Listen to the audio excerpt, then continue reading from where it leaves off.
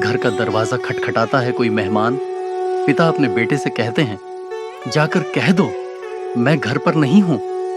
बेटा अचानक उलझन में पड़ जाता है। अभी कुछ देर पहले तो यही पिता उसे सत्य का पाठ पढ़ा रहे थे, अब वही पिता उसे झूठ बोलने के लिए कह रहे हैं। उस छोटे बच्चे के मन में पहली बार संदेह जन्म लेता है, सत्य आखिर है क्या? यहीं से समाज की दोहरी व्यवस्था शुरू होती है। हम सत्य की बातें बहुत करते हैं, लेकिन जीवन में सुविधा के अनुसार झूठ भी उतनी ही आसानी से जीते हैं। सत्य अक्सर हमारे शब्दों में होता है और झूठ हमारे व्यवहार में। झूठ अपने पैरों पर नहीं चलता, उसे हमेशा सत्य का सहारा लेना पड़ता है। जैसे नकली सिक्का तभी बनाया जाता है जब असली सिक्के का मूल्य हो। जैसे नकली नोट तभी छपते हैं जब असली नोट चलन में हो। किसी ने कभी ऐसा नकली नोट नहीं बनाया जिसका कोई असली अस्तित्व ही न हो। इसी प्रकार पाखंड भी तभी जन्म लेता है जब कहीं न कहीं सत्य मौजूद हो। झूठ की सबसे बड़ी मजबूरी यही है, उसे सत्य का वस्त्र पहनना पड़ता है। क्या आपने कभी सोचा है कि रावण इतना बड़ा विद्वान होकर भी अधर्मी क्यों कहलाया? क्यों दुर्योधन वेदों और शास्त्रों का झाता होते हुए भी विनाश को प्राप्त हुआ? और क्यों एक साधारण वनवासी शबरी एक निषाद राज या एक ग्वाला कृष्ण का प्रिय बन गया? क्या धर्म केवल नियमों का पालन है? क्या चरित्र केवल समाज द्वारा बनाए गए बंधनों का नाम है? या फिर धर्म का कोई और ही रहस्य है जिसे हमारे आर्षि मुनियों ने जाना था? बचपन से हमें सिखाया जाता है, सत्य बोलो, लेकिन संसार का सत्य और आत्मा का सत्य अलग अलग हो सकते हैं। महाभारत में दुर्योधन स्वयं स्वीकार करता है, जानामि धर्मम नच में प्रवृत्ति जानाम्य धर्मम नच में निवृत्ति। अर्थात मैं धर्म को जानता हूं लेकिन धर्म पर चल नहीं पाता। मैं अधर्म को जानता हूं फिर भी उससे दूर नहीं हो पाता। सोचिए, ज्ञान था, शास्त्र थे, गुरु थे, फिर भी पतन हुआ। क्यों? क्योंकि ज्ञान सिर में था, जीवन में नहीं। शब्दों में था, चरित्र में नहीं। सच्चा चरित्र बाहर से थोपा नहीं जाता, वह भीतर से जन्म लेता है। जब तुम्हारा विचार, तुम्हारा शब्द और तुम्हारा कर्म तीनों एक दिशा में चलने लगे, तभी समरसता पैदा होती है। यही समरसताशील है, यही आंतरिक संगीत है। यही वह क्षण है जब मन का संघर्ष समाप्त होने लगता है। रावण वेदों का झाता था, महान तपस्वी था, शिव भक्त था, लेकिन उसके भीतर एक विभाजन था। मन कुछ चाहता था, बुद्धि कुछ कहती थी, अहंकार एक दिशा में खींचता था, विवेक दूसरी दिशा में। यही कारण है कि इतना ज्ञानी होकर भी वह सत्य से दूर होता गया। दूसरी ओर राम थे। राम जो सोचते थे वही कहते थे, जो कहते थे वही करते थे। उनके भीतर कोई द्वंद्व नहीं था, इसीलिए उन्हें मर्यादा पुरुषोत्तम कहा गया। मर्यादा का अर्थ केवल नियम नहीं, मर्यादा का अर्थ है भीतर और बाहर का एक हो जाना। समाज ने एक अजीब कला विकसित कर ली है। लोग ईमानदारी का प्रचार करते हैं ताकि उन पर कोई संदेह न करे।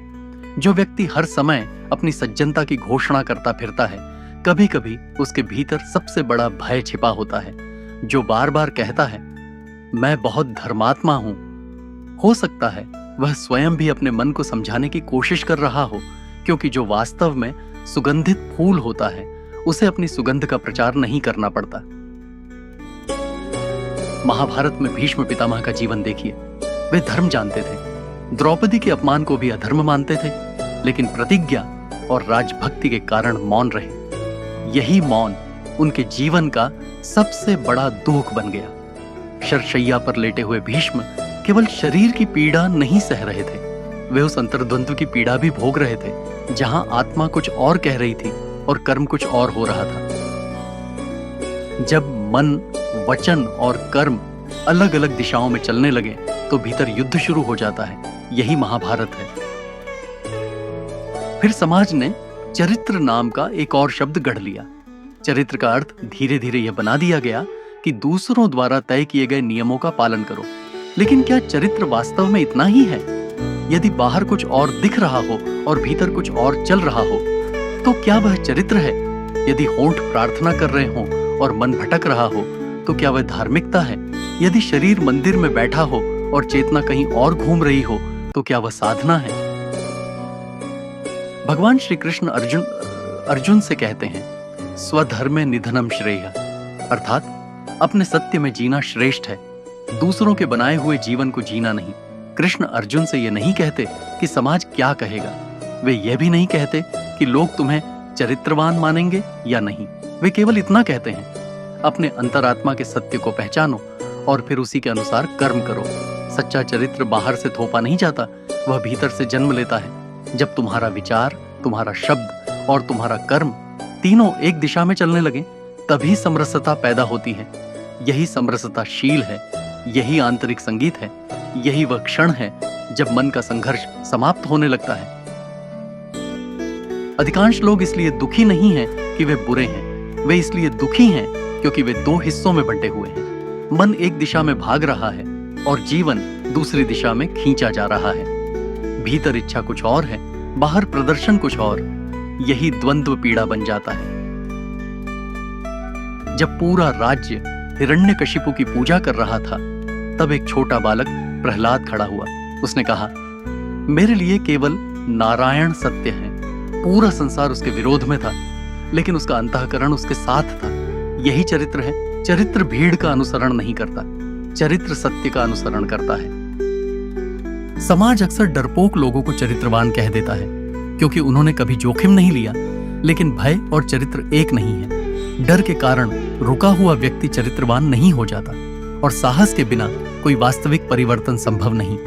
चरित्र का अर्थ है अपने सत्य को पहचानने का साहस, अपने भीतर झांकने का साहस, अपने भ्रमों को देखने का साहस। आज लोग धर्म को बाहरी कर्मकांड समझ बैठे हैं। मंदिर जाना, पूजा करना, व्रत रखना, ये सब साधन है, लेकिन धर्म नहीं। धर्म वह अवस्था है जहां तुम्हारा मन, तुम्हारी वाणी और तुम्हारे कर्म एक हो जाए, जहां भीतर कुछ और बाहर कुछ और न हो, जहां दिखावा समाप्त हो जाए, जहां पाखंड मर जाए, जहां केवल सत्य बच जाए। इसलिए जीवन का प्रश्न ये नहीं है कि लोग तुम्हारे बारे में क्या सोचते हैं। प्रश्न ये है कि क्या तुम्हारे भीतर शांति है? क्या तुम्हारा मन, तुम्हारे शब्द और तुम्हारे कर्म एक ही धारा में बह रहे हैं? यदि हां, तो वही शील है, वही चरित्र है, वही धर्म है और वही आत्मक्रांति की शुरुआत है। सत्य का अर्थ समाज को प्रभावित करना नहीं, स्वयं को पहचानना है। जिस दिन तुम्हारे भीतर और बाहर का अंतर मिट जाएगा, उसी दिन चरित्र जन्म लेगा और उसी दिन आत्मक्रांति घटित होगी। दोस्तों, रामायण और महाभारत केवल युद्धों की कथा नहीं है, वे हमारे भीतर चल रहे युद्ध की कहानी है। राम और रावण हमारे भीतर हैं, कृष्ण और अर्जुन हमारे भीतर हैं, दुर्योधन भी हमारे भीतर हैं और प्रहलाद भी। हर दिन हमें निर्णय लेना पड़ता है, क्या हम समाज की सुविधा के अनुसार जिएंगे या आत्मा के सत्य के अनुसार? जिस दिन मन, वचन और कर्म एक हो जाएंगे, उसी दिन राम का जन्म होगा, उसी दिन गीता समझ में आएगी, उसी दिन धर्म प्रकट होगा और उसी दिन आत्मक्रांति घटित होगी। धर्म मंदिरों में नहीं जन्मता, धर्म उस क्षण जन्मता है जब मनुष्य अपने भीतर के सत्य के साथ खड़ा हो जाता है।